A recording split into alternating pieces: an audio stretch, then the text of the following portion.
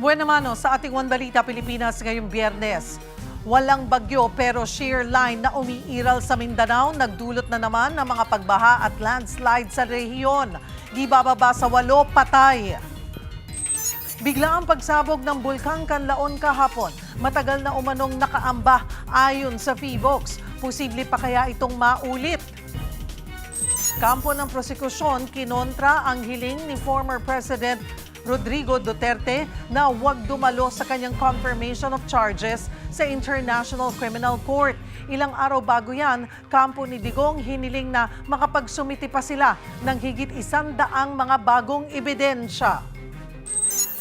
Pangulong Bongbong Marcos at nakalaban niya noong 2022 presidential elections na si former Vice President Leni Robredo muling magkikita sa weekend. Hudyat na nga ba ito ng posibleng tandem nila sa 2028 elections? Ikaw naman, nagsuot lang ako ng pink pero naagad mali siya. Stars ng bagong Wattpad seryeng Project Loki naging emosyonal sa kanilang advanced screening. Ilan sa kanila makakasama natin live dito sa studio. At finale na ng kapatid seryeng Para sa Isa't Isa, bukas na. Magbibigay ng patikim ang ilan sa kanilang mga bida live.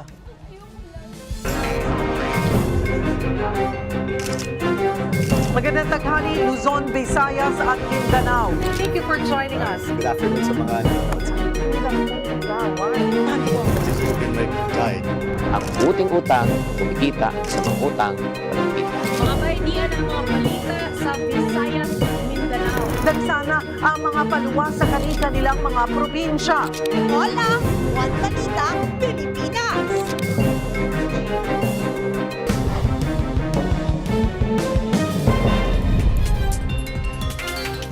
Magandang tanghali, Luzon, Visayas at Mindanao. Patay sa pananamba nga ang isang tricycle driver sa Negros Occidental. Ang motibo, posible umanong away sa lupa. Para bigyan ng mukha ang balita, Mobile Journal, Kayla Makantan. Sa gitna ng pamamasada, pinagbabaril ng riding in tandem ang isang tricycle driver sa Negros Occidental.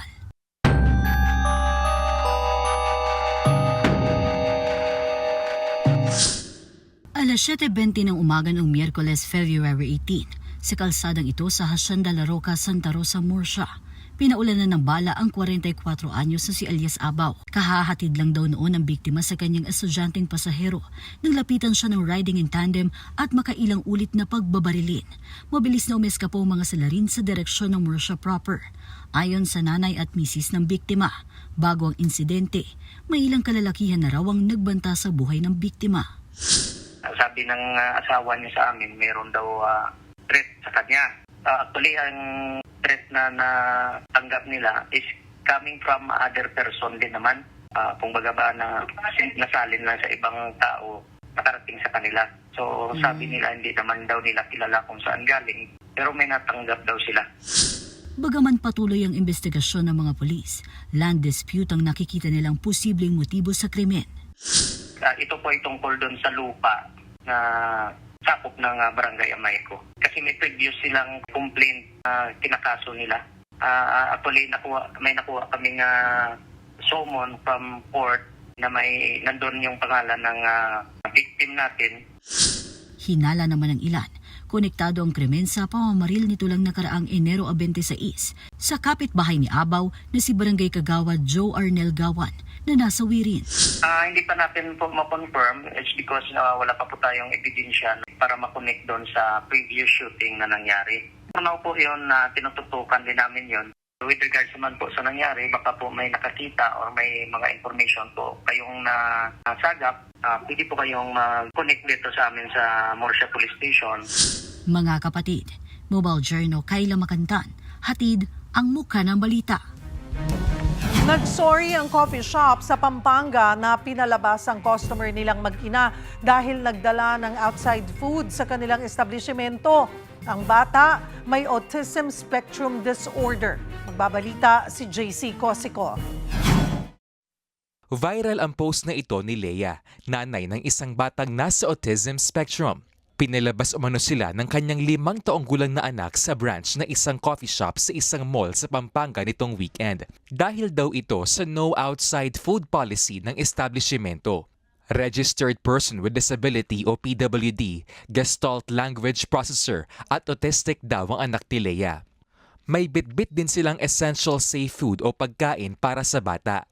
Kaya nang lapitan daw si Leia ng security guard kaugnay ng polisiya, sinabi raw niya ang PWD status ng anak. Pero sa halip na bigyan daw sila ng reasonable accommodation na nasa ilalim ng batas, sa labas na raw sila pinaupo ng mga empleyado ng coffee shop. Sa sahig daw tuloy sa labas ng establishmento kumain ng kanyang anak. Ayon sa National Council on Disability Affairs, paglabag sa Magna Carta for Persons with Disability ang ginawa sa mag-ina. Hindi po siya privilege. Ito po ay right na obligatory po na dapat ibinibigay natin sa sektor ng may kapansanan kasi ang pinagdaraanan ng persons with disability ay kakaiba. Bagamat may karapatan daw ang mga negosyong magpatupad ng kanilang operational policies, hindi raw ito dapat magresulta sa diskriminasyon, exclusion o maging pabigat sa mga PWD, lalo sa mga batang may medical at developmental conditions na nangangailangan ng reasonable o makatwirang accommodation. Kadalasan din daw sa mga batang nasa autism spectrum may medically appropriate o nararapat na pagkain para sa kanila. This might be may hatol ng doktor or may prescription ng doktor or minsan naman po ito po ay naobserbahan na lang. So kinakailangan structured yung environment, may pattern po at pagka naiba po yung pattern, dun po lumalabas or natitrigger po natin yung tinatawag na meltdown or sensory overload. Kaya po sila nag-act differently. Makikipag-ugnayan daw ang NCDA sa DTI, San Fernando City LGU at iba pang ahensya para ma-review ang business practices gaya ng no outside food policy at para malaman kung paano ito mas magiging angkop sa mga PWD. Handa rin daw ang NCDA na tulungan si Leia sakaling maghain ito ng reklamo laban sa coffee shop. Humingin na raw ng paumanhin kay Leia ang establishmento. Pero sinailalim pa rin daw sa administrative review ang mga sangkot na empleyado na daraan din sa training tungkol sa karapatan ng mga PWD. Kapatid, para sa 1PH, JC Cosico, News 5. Sinuspindi ang pasok sa eskwelahan at trabaho sa mga lugar na malapit sa Canlaon Volcano na naapektuhan ng ashfall. Kabilang sa nag-anunsyo ng suspensyon ang Canlaon City, La Carlota City at La Castellana sa Negros Island. Ayon sa PHIVOLCS, nagkaroon ng moderately explosive eruption ang bulkan kahapon. Nagbuga ito ng makapal at maitim na usok. Sa ngayon, nananatiling nasa alert level 2 ang bulkang Canlaon. Para bigyan tayo ng update, kasama natin si PHIVOLCS Director Teresito Catoto Bacolcol. Magandang tanghali po sa inyo, sir. Magandang tanghali din po sa inyo, ma'am. Sir, kumusta na po ang monitoring ninyo sa Canlaon Volcano matapos nga ang explosive eruption kahapon? Okay, so matapos ang halos 2 minutong pagsabog at pagbuga ng abo kahapon na tumagal ng higit kumulang 40 minutes, ay hindi ito nasundan pa. Pero nanatiling nasa alert level 2 pa rin ang Canlaon Volcano. And sa monitoring natin, nakapagtala tayo ng 11 volcanic earthquakes for the past 24 hours. Sa kabila po ng explosive eruption, Katoto, bakit nananatili sa alert level 2 po ang bulkan? Okay, so nananatili pa rin sa alert level 2 dahil may unrest, pero wala pa tayong nakitang malinaw na signal na papunta ito sa mas matinding stage na pang-alert level 3. So, pero posible pa rin yung panibagong biglaang pagsabog kaya hindi na dapat tayo maging kampante. So in fact, what happened yesterday was a repeat of what happened last October 24 of last year. Nagkaroon din ng moderately explosive eruption na umabot ng 2 kilometers ang plume height. So again, pwede pa rin maulit ito. So gaano po kalaki? Sabi nyo nga pwede maulit, pero gaano kalaki yung posibilidad ng panibagong pagsabog? May mga senyales po ba kayong minomonitor na maaaring magpahiwatig ng mas malakas na pagsabog sa mga susunod na araw?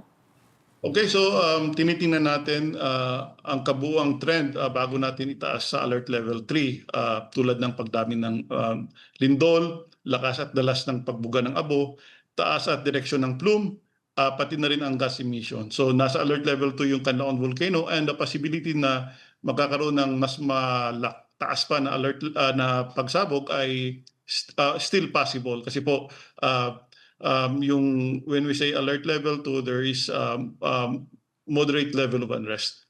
Pero Katoto, yun pong sinabi nyo na similar na ganitong pagsabog happened last year ng October. So ganoon po, posibleng kalayo, or may mga nakikita kayo indication na mas soon yung posibleng mas malakas na pagsabog po? Hindi natin masasabi again kung this will happen the next few days or few weeks or few months. So we assess this on a day-to-day basis. Pwede namang hindi rin to hahantong sa ganong mas malakas na pagsabog. Pwede rin eventually mag-taper down yung mga parameters natin. So if that happens, then we may step down the alert level from 2 to 1. So again, we assess this on a day-to-day basis. May mga bayan ang nagsuspindi po ng pasok dahil nga po dito sa ashfall. Ano yung panganib na dulot ng ashfall at pyroclastic density currents o uson sa mga lugar sa paligid po ng bulkan? Yung ashfall pwedeng magdulot ng ubo, hapdi sa mata, at pwede rin tayong mahirapang huminga, lalo sa mga bata, yung mga elderly, buntis, at yung may mga sakit sa baga or sa puso. Pwede rin makaapekto ito sa visibility sa kalsada. Pwede makaapekto ito sa pananim at bubong kung makapal. Now, yung uson naman o yung pyroclastic density current, ang mas delikado. This is very hot at sobrang bilis po ito at pwedeng ikamatay kung maabutan po tayo nito. Katoto, sabi nyo nga po ay day-to-day, everyday po, yung monitoring, yun yung pinagbabasihan. Pero paano yung inyong nagiging coordination with the local government para masiguro nga na it won't be too late bago mailigtas yung mga kababayan po natin sa paligid ng bulkan?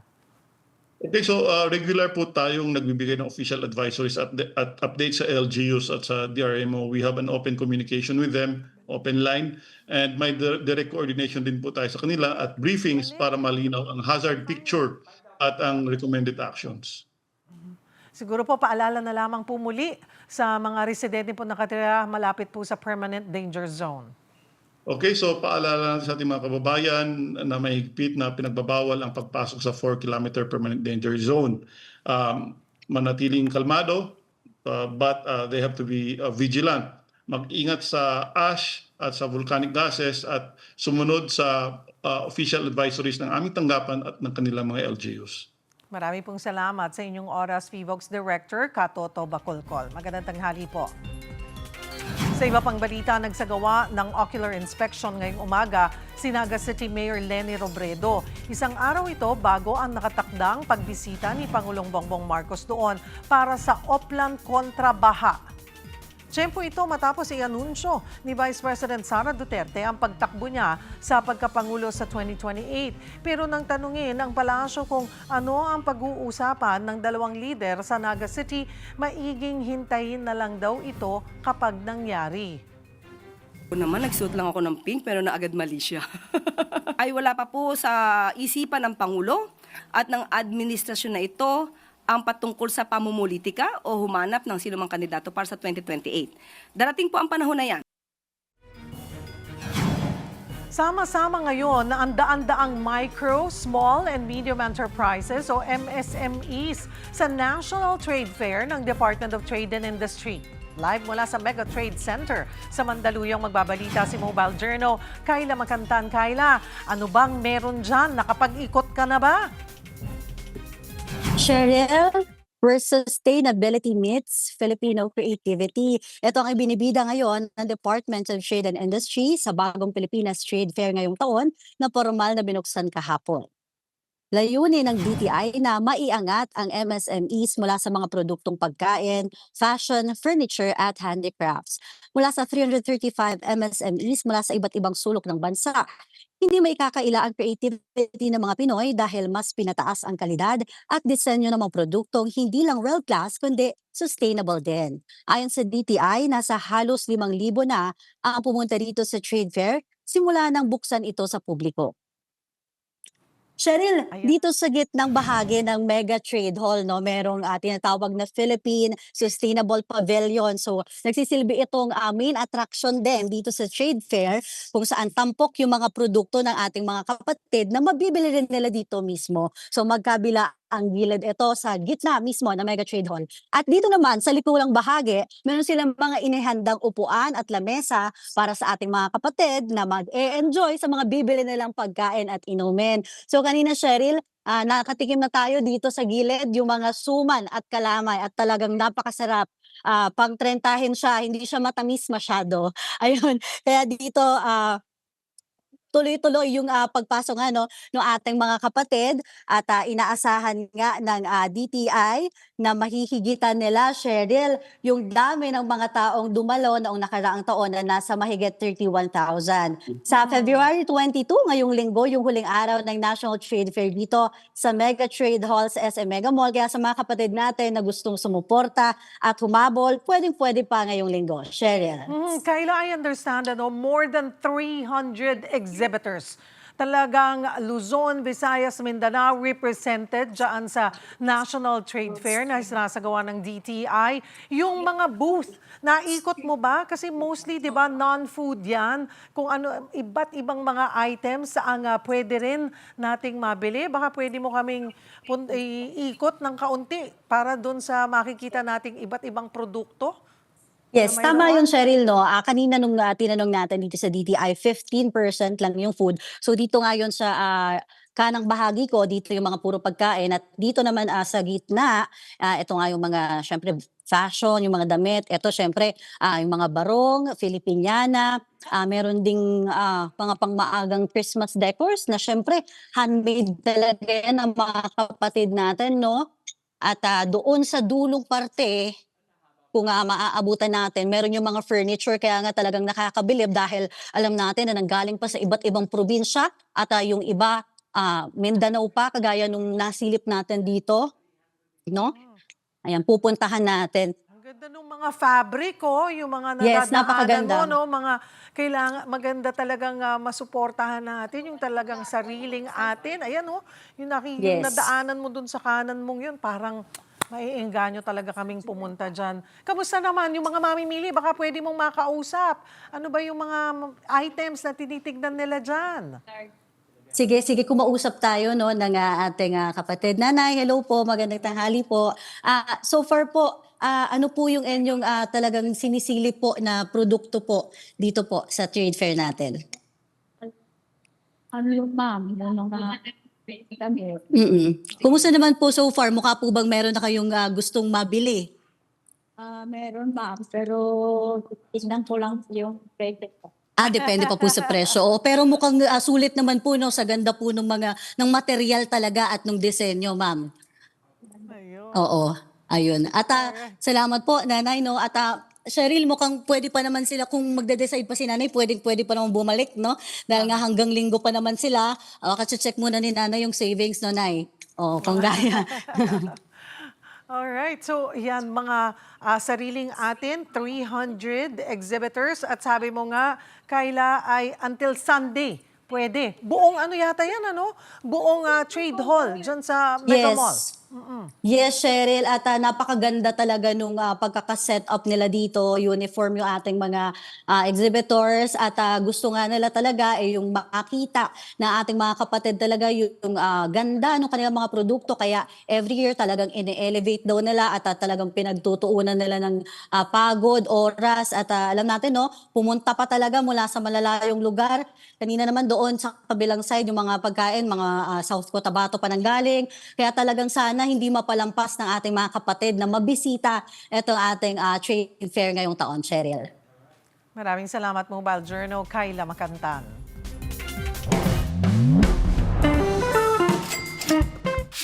Ang tanong ng bayan, sino pong mas magastos?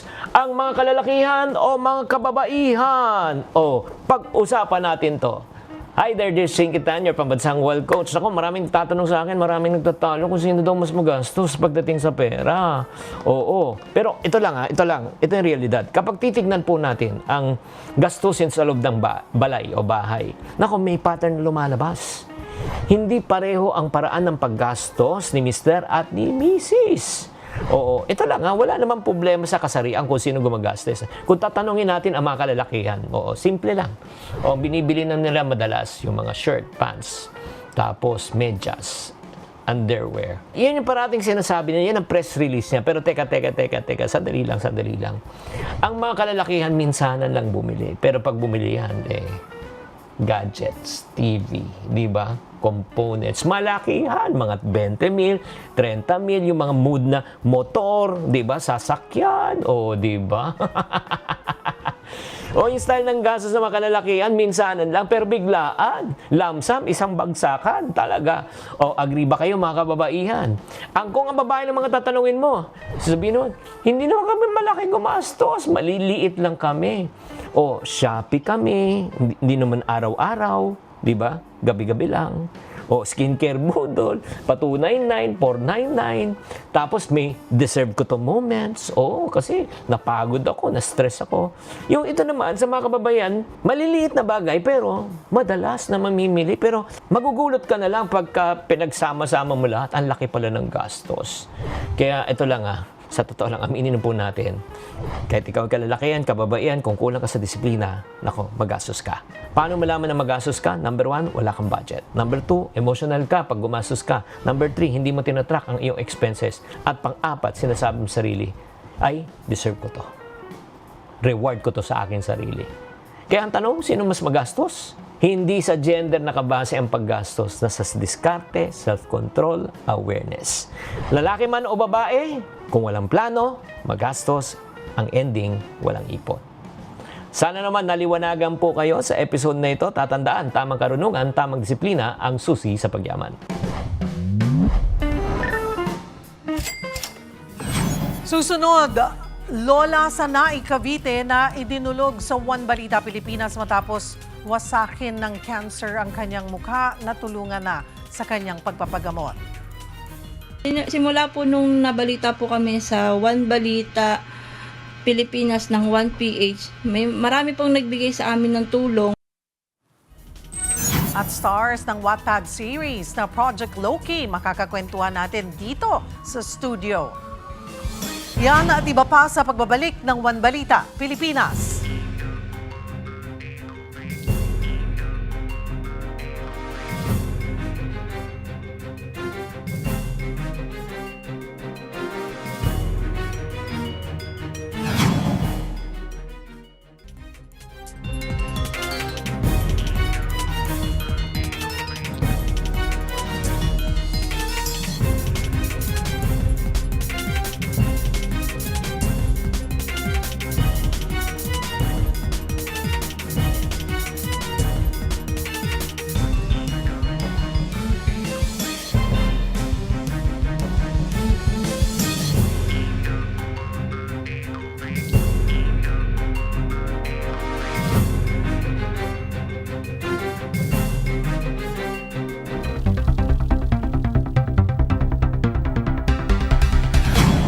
Gustong ipabasura ng prosekusyon sa International Criminal Court Chamber ang hiling ni dating Pangulong Rodrigo Duterte na huwag humarap sa nakatakdang confirmation of charges hearing na magsisimula na sa Lunes. Giit ng ICC prosecutors, walang sapat na rason para hindi magpakita si Duterte sa hearing dahil maayos naman ang kalusugan nito. Matatanda ang sinabi ni Duterte na wala na siyang balak humarap sa anumang paglilitis dahil hindi niya kinikilala ang jurisdiksyon ng ICC sa kaso niya. Matanda na rin daw siya at tanggap na niya ang kapalaran niya sa kulungan. Kaugnay nito, naglabas ng posisyon ang minorya ng Senado kung dapat bang isuko sa isang foreign court ang isang Pilipino nang hindi dumaraan sa korte dito sa Pilipinas. Para sa kanila, dapat bigyan ng sapat na panahon ang kahit sinong Pilipino na dumulog sa mga korte dito sa bansa. May tuturing daw kasi na paglabag sa due process at pambansang soberanya ang pagsuko noon kay Duterte sa ICC. So hindi naman pwede na pag sinabi ng ICC o kahit anong international court na may arrest, dadamputin mo na lang dito, dadalhin mo sa ibang bansa. Kung ganun ang interpretasyon, napakadelikado. Sira ang ating constitutional framework and the concept of sovereignty kung ang ating local courts ay gagawin nilang powerless.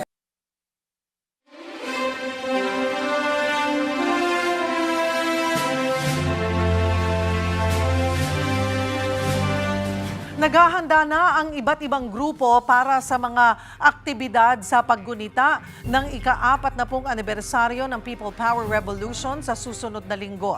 Para sa detalye, live na magbabalita si Gerard de la Peña. Gerard, ano ba ang aasahan sa magiging protesta?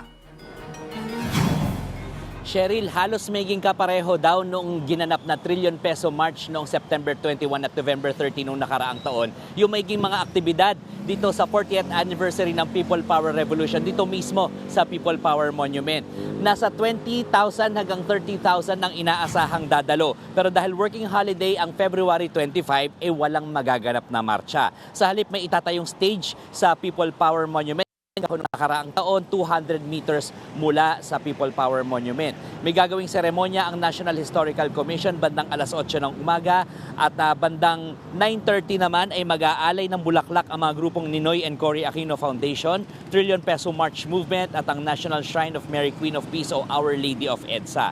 Alas 11 ng umaga sa bandang Corinthian Gardens ay may mga booth na may mga palaro, sari-saring tinda, mga exhibit at iba pa para sa mga maagang dadating. Alas 3 ang programa dito, Cheryl, at bandang alas 5:30, ayaanyayahang magpunta sa EDSA Shrine ang mga lalahok para sa isang misa.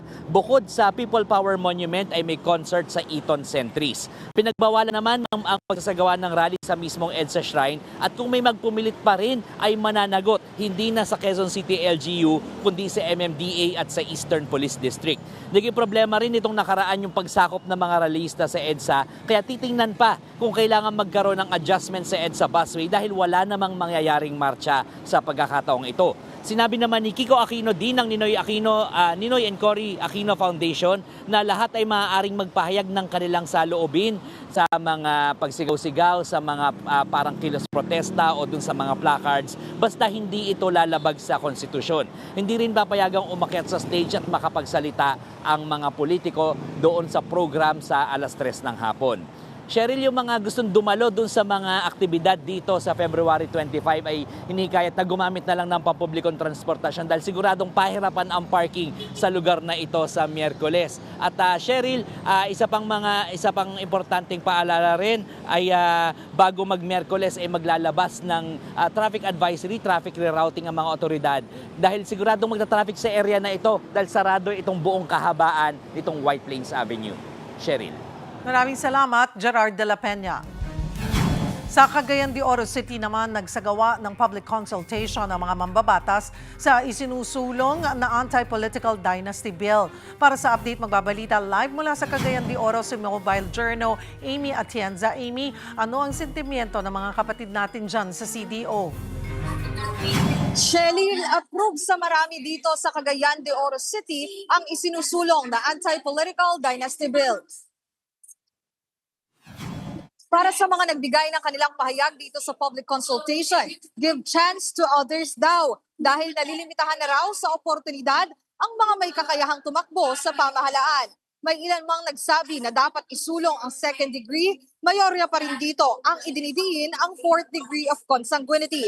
Para naman sa miyembro ng clergy group, moral issue na rin daw ang usaping ito. Hindi na raw kasi mareresolba ang korupsyon, kabilang ang flood control corruption scandal, kung hindi maisusulong ang Anti-Political Dynasty Bill.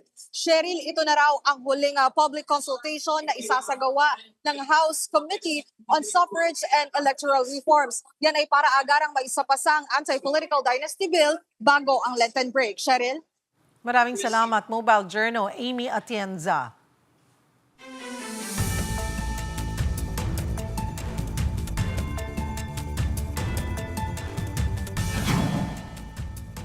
Mga bay, di ara mga balita gikan sa Visayas ug sa Mindanao. Sugda nato didto sa Sulat, Eastern Samar. Kay adunay usa ka electric company nga giimbestiga ron kay ngano nagbutang man kuno sila og live wire dito sa dagat dito sa dapit sa barangay San Isidro. Mao ni mga bay ang hinungdan sa pagkamatay sa 3 ka mananagat sa maong dapit. Nahibaw-an nga naanad na di ay ang mga taga didto nga mulikay anang dapitang adunay kuryente. Pero tungod kay kusog kaayo ang alon, aksidente silang naanod padulong ngadto sa delikadong dapit mauto nga nakuryente gyud sila. Girescue, gidala pa sila sa Philippine Coast Guard sa ospital pero gideklarar nga dead on arrival na sila. Gipahibalo pod nga kanang kuryente nga gibutang sa dagat mao di ay nay source sa kuryente para sa atbang nga isla. Kumustahon nato ang Mindanao mga bay kay canceled ang klase sa ubang mga dapit dito sa Mindanao tungod sa uwan ug landslide nga dala o epekto aning shear line. Mga ito og update gikan kang Bril Montalvo sa News 5 Mindanao. Bye Bril, asa man karon ug kumusta man ang weather? Chiki, diri sa among gikahimutangan karon sa Davao City, padayon gihapon ang nasinatiang daot nga panahon. Lakip na sab sa pipila ka bahin sa Mindanao, diin na sinatian sab ang sakunson nga pag-ulan sugad pa kagahapon tungod sa epekto sa shear line. Nagresulta kini og landslide sa parte sa Purupuno, Barangay Pangian, Trento, Agusan del Sur. Nagka-landslide sab sa Barangay Rizal, Mungkayo, Davao de Oro, kundiin usa ka balay ang natabunan sa yuta. Sumala sa otoridad, tulo na ang kumpirmadong patay nga naasulod sa naisbutang panimalay. Sa Compostela, Davao de Oro, nagka-landslide sab sa parte sa kalsada sa Barangay Ngan. Nagpahigayon na og road clearing operation ang LGU. Sa munisipalidad sa Montevista, buhis-buhay ang pagtabok sa mga residente samtang bit-bit ang usa ka motorsiklo sa Mayaon River. Miawas na ang tubig sa sapa padulong sa kalsada tungod sa padayong nasinatiang pag-ulan. Sa Nabunturan, Davao de Oro, nagpahigayon na sab og preemptive evacuation alang sa mga residente tungod sa walay undang nga pag-ulan. Samtang sa Bislig City, Surigao del Sur, usa-usa sab nga girescue ang mga residente nga natrap sa ilahang mga balay. Niabot na sa 9 feet ang tubig baha. Kagahapon, una na nga gika-report nga namatay ang usa ka motorista human natumbahan og puno tungod sa kusog nga hangin sa Claveria, Misamis Oriental. Chiki, dungag lang nako, nakita na sab ang patayng lawa sa mag-asawa. Lakip na ang ilahang duha ka mga anak human natabunan sa nitabong landslide sa ilang panimalay sa Mati City, Davao Oriental. Samtang nagpasidaan karon ang pag-asa sa posibleng kusog nga hangin ug ulan sa pipila ka parte sa Surigao del Sur, Caraga ug Davao Region hantod ugmang adlaw tungod sa epekto sa shear line. Chiki. Bril, bye. Daghan kayong salamat sa imong report ha ug pag-amping mo din ha. Mauto si Bril Montalvo gikan sa News 5 Mindanao. Okay, bye. Kutob ra sad taron, magkuyog na sad ta sa Monday para sa mga balita gikan sa Visayas ug sa Mindanao. Ako si Chiki Verhel.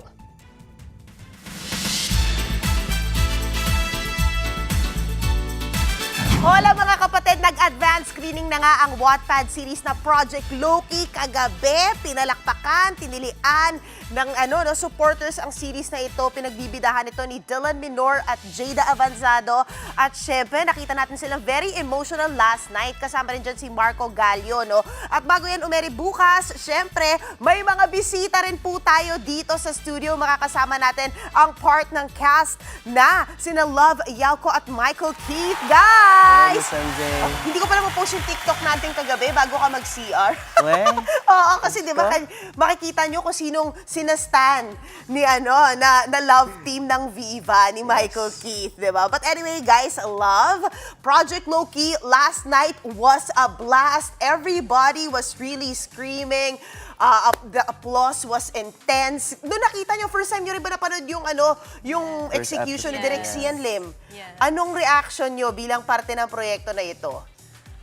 For me, I was so proud when I watched it. Grabe, ang galing nila Jada, ang galing nila Dylan. Grabe talaga. Worth the wait for me. Yes, at syempre sobrang galing din ni Ashley. Yes. Nakakatuwa yung directing ni Drexian.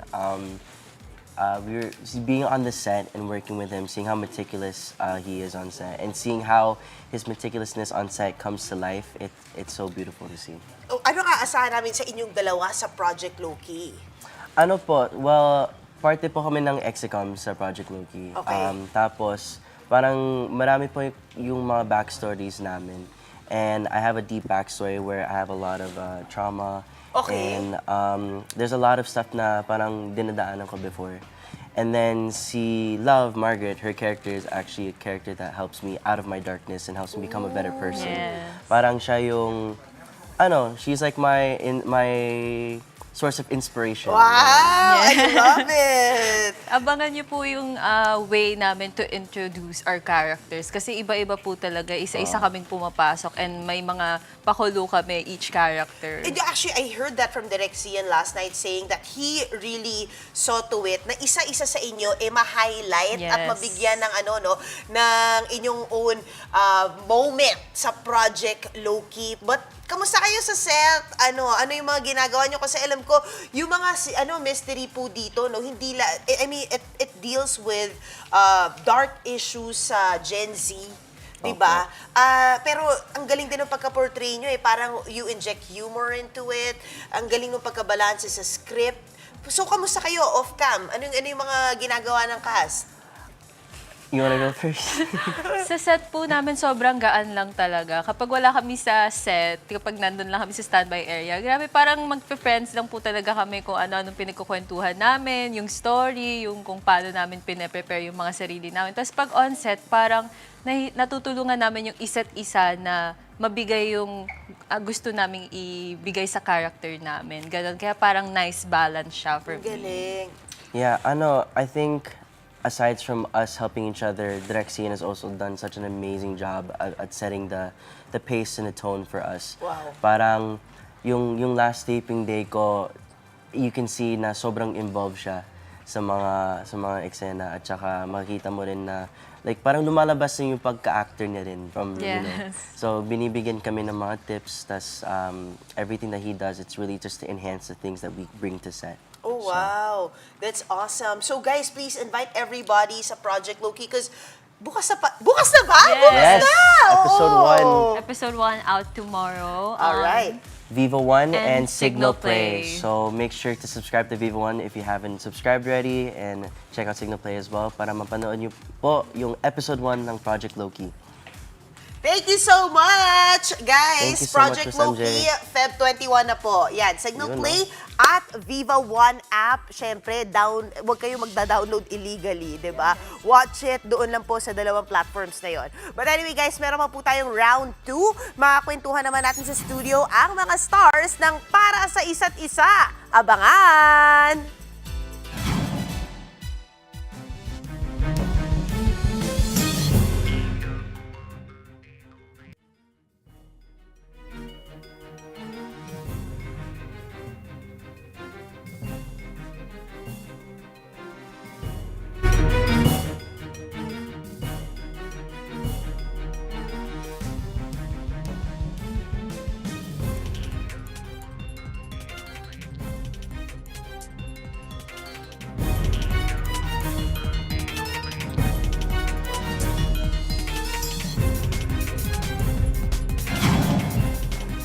Mga kapatid, tanda nyo ba si Lola Nena ng Cavite na ipinanawagan po natin dito sa programa dahil sa kanyang cancer sa muka?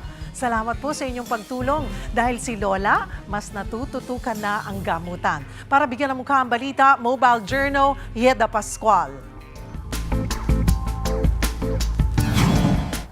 Naaalala niyo pa ba ang isang lola sa Naik, Cavite na winasak ng cancer ang muka?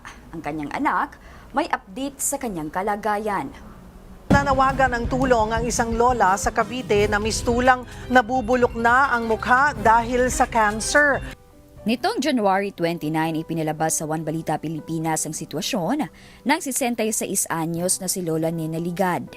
Halos kalahati ng mukha niya ay apektado ng stage 4 squamous cell carcinoma. Bukod dyan, mayroon din siyang chronic kidney disease stage 3 na labis na nagpapahina sa kanya. Simula po nung nabalita po kami sa One Balita Pilipinas ng 1PH, marami pong nagbigay sa amin ng tulong. Pinandagdag po namin sa pagpapacheck up kay mama, tapos ibinili po namin ng mga gamot na nireseta sa kanya. Tapos binili po namin ng mga kailangan niya, ng mga diaper, ng gasa, ng cream. Malaking tulong po ang nakuha namin na nagagamit namin po sa mama ko.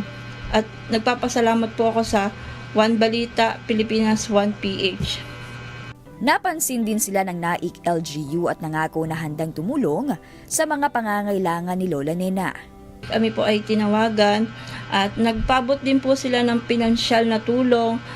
Pwede po namin gamitin ng ambulansya ng munisipyo at kung ano daw po ang kailangan namin, sabi ng mayor namin, ay tutulungan niya po kami at kung ano daw po yung mga kailangan ipagawa ay ipapagawa daw po. Nakabili ng mga gamot at mga gamit, muling napatingin sa doktor at napagawa na ang mga kailangang lab test. Malaking bagay daw lahat ng ito, lalo't pansin ng pamilya ang pag-igi ng sitwasyon ni Lola Nena. Hindi po kagaya noon na talagang hindi po namin siya makausap. Ngayon po ay nakakausap na po namin siya dahil nakakainom na rin po siya ng gamot. Nagbabawi-bawi naman po siya sa kain ngayon at nakikita po namin na medyo lumalakas-lakas na po siya dahil sa mga ginagawa po sa kanya at pinapainom po namin gamot. Sa ngayon, hinihintay na lang ng pamilya ang resulta ng PET scan para malaman kung sasailalim pa ba sa chemotherapy at radiation si Lola Nena. Hindi na kasi ito pinayagan pang operahan ng doktor dahil masyado ng high risk para sa kanyang edad at pangangatawan. Marami pa pong gamutan ang mangyayari sa amin at marami pa po kaming pagsubok na pagdadaan ngayon dahil marami pa po kaming dapat gawin na pinapagawa po ng doktor. Sana po matulungan niyo po kami sa mga may mabubuting puso. Mga kapatid, ako po si Mobile Journal Yeda Pascual. Hatid ang muka ng balita. Dako tayo sa sports. Natapos na ang kampanya ng Pinay tennis sensation na si Alex Ayala sa Dubai Tennis Championships. Dinomina si Ayala ng world number 4 na si Coco Gauff sa quarterfinals. Final score, 6-0, 6-2. 10 sunod-sunod na games ang nakuha ng Amerikana bago nakascore sa laban si Ayala. Ito ang unang beses na nagtapat ang dalawang manlalaro sa singles tournament. Pero dati silang naging magkakampi sa doubles event ng Italian Open noong isang taon. Sunod naman maglalaro sa Paribas Open si Alex na gaganapin sa Indian Wells, California sa Marso.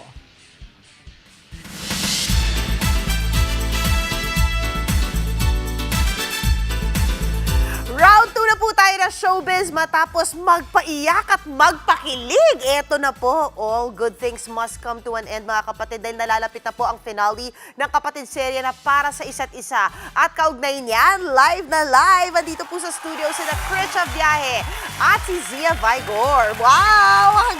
Grabe guys, great to see you, ang aking mga Barbie this morning. Nice to see you po. Let's oh, look again. wow! O, diba, it's Friday, magbulahan tayo. I love it. No, pero grabe, sweet ending for Para sa Isa't Isa. Anong aabangan namin bukas? May magandang story dyan si Sia. Yes, maraming aabangan tomorrow. A lot of the things will unfold sa last episode and it's really exciting to show and parang makita nyo yung last episode ng Para sa Isa't Isa. Maraming mga love stories, maraming pagmamahalan. Of course, this series is all about love, family, and wanting to go back in time to fix so many things. And maraming mangyayari for the last episode. Sana abangan nyo po. Yes. Ang dahil mo natutunan dito, Crisha. Yes, of course. My takeaway from this show is, of course, be in the present moment and live the moment instead of like, you know, with our characters going back in time to correct their mistakes. I'd rather be like, you know, own up to my mistakes, acknowledge it, and then try to be a better person. And syempre, ang dami tumutok sa Krish Room dito every Thank week. you. Ano yung mensahe mo sa kanila? Of course, sa mga sumusuporta sa amin ni Jerome at sa show po namin, maraming salamat po dahil lagi niyo po kami sinasamahan every Saturday na umiyak, tumawa, kiligin, lahat ng emotions. And bukas, last episode na po, so sana samahan niyo pa rin po kami bukas. And of course, sa Krish Rome, no? Ano yung parang difference sa project na ito, sa pinagsamahan nyo ni Jerome, sa iba nyo pang mga ginawa? Kasi of course, pang ilan nyo ba to? Pangatlo? Yeah, sa Third project nyo to? Actually, fourth, kasi may verticals pa kami. Oh yes! Yes. Oo. Well, this is a very mature story kasi talaga. And sobrang lalim ng mga pinanggagalingan ng characters namin. So, ang dami naming natutunan sa characters namin and also yung dynamic namin as like mag-asawa, na mag-asawang nawalan ng anak. So, marami talaga kaming na experiment dito sa characters namin sa Para sa Isa't Isa. Wow. And of course, what's gonna be next for Krish Rome? Abangan. Yes. So, hindi, pero meron pa kayong Golden Scenery of Tomorrow. Yes, ongoing pa rin po yung GSOT, pero malapit na din sa University Series. And there's still book 6 naman soon. So, you can wait for that po sa mga next scenes namin together. And si Zia, ano pinagkakaabalahan natin ngayon? Oh, I recently just released my newest single po, Mahal Kita, Bahala Na. You can stream that on Spotify and all streaming platforms. Wow! Yes. Sample naman. Kahit chorus lang. Nablanko ako sa lyrics. Ano chorus? Ano chorus? Okay lang. O sige. Lyrics na wala sa utak ko. Okay lang yan. No, but it's all streaming platforms. I do know, kahanga po si Zia, no, na ngayon sinasabay ang homeschooling. With all these projects that you have, ano yung mga goals mo this year na projects? Of course, I would like to explore kung ano man yung mga roles na ibigay sa akin. Of course, as a young actress, nag-start ako very little, so people still know me as the little girl. Parang hindi sila makapaniwalang medyo lumaki na. Pero I hope I can get to explore so many new roles. Of course, yung mga hindi ko pa na-try. And hopefully challenge myself a little bit as well. That's nice. And of course, you do, kumakanta ka ngayon, Krisha. Yes, mas ine-explore ko yung pagiging singer ko ulit because I started as a singer talaga. So I'm going back to my first love. I've been singing sa Encanta. But for this Feb lang. And also like, I also wanna make more music, like original music. So abangan po. Oh wow! Are you writing already? I'm writing na. Oh! What are you writing about? For my first song, medyo binibase ko siya sa character ko kay Yana because malaki din yung naging parang natutunan ko sa kanya, sa story niya. It's very interesting. So I wanna make a song out of her, from her character. Ay, wow, from her POV. Yes. Yana of course, the University Series.